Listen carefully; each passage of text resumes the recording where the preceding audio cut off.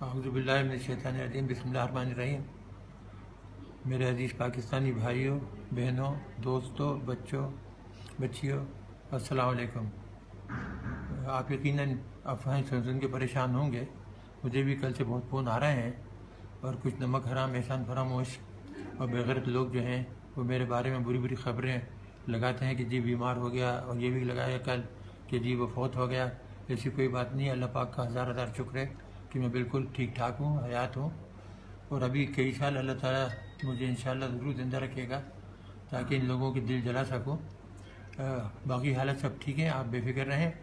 ایسی کوئی بات ہوئی تو ضرور ہمارے گھر سے یا ہماری بیگم کی طرف سے کچھ قسم کا اعلان ہوگا۔